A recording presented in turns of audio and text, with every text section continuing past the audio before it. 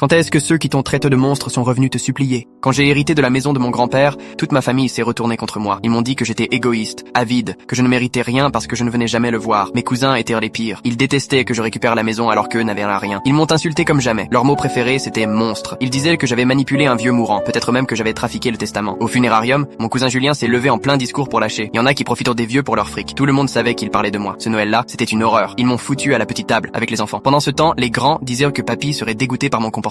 Ma tante Lucie lançait des pics toutes les 5 minutes. Genre, certains ont visiblement grandi sans valeur familiale. Ma propre mère ne m'a même pas regardé une seule fois du repas. Et la maison, une vraie ruine. Les tuyaux fuyaient de l'eau marron. Le toit avait des trous gros comme des ballons de foot. Les murs étaient fissurés. Je pouvais y passer la main. La chaudière était morte depuis 5 ans. Papy vivait avec des chauffages d'appoint et des packs d'eau minérale. Comme s'il campait dans sa propre baraque. J'ai tout donné pour la remettre en état. J'ai bossé jour et nuit, pris 3 crédits, maté des tonnes de tutos de plomberie et d'électricité sur YouTube. Chaque fois qu'il me voyait le bosser là-bas, il se moquait. Encore de l'argent jeté par les fenêtres, qu'il disait. Elle aurait dû vendre et partager comme une personne correcte. Julien postait des trucs sur Facebook, se foutait de moi et de mon obsession pour un taudis. Lucie racontait à l'église que j'étais en dépression. Même mon frère ne répondait plus à mes appels. Sa femme disait que j'étais trop plombante. Le pire, c'est le jour où j'ai dû rater l'anniversaire de ma fille. J'avais pas les 50 balles pour son cadeau, à cause d'un plombier d'urgence. Ma sœur s'est empressée de raconter à tout le monde pourquoi je n'étais pas là. Léa préfère jouer à la déco dans la maison du vieux que de penser à sa fille vivante. 2 ans, 4 mois et 83 000 € plus tard, la maison était enfin nickel. Toit neuf, électricité refaite, plomberie qui fonctionne, peinture fraîche dans toutes les pièces. J'étais lessivé, fauché, mais fier. Puis un jour, j'ai reçu une lettre. Logo officiel. Société minière du Nord. Ils voulaient me parler du terrain. Il y avait, d'après eux, un gros gisement de lithium dessous. Le rendez-vous était irréel. 3 types en costard dans ma cuisine. Des cartes, des analyses, sur toute la table. Le gars principal ajuste ses lunettes et balance. On estime à 12 millions d'euros le lithium exploitable. On propose 8 millions tout de suite, plus 15% des bénéfices sur 20 ans. J'ai fixé le contrat pendant 10 minutes sans parler. Je croyais rêver. Et dans les petits villages,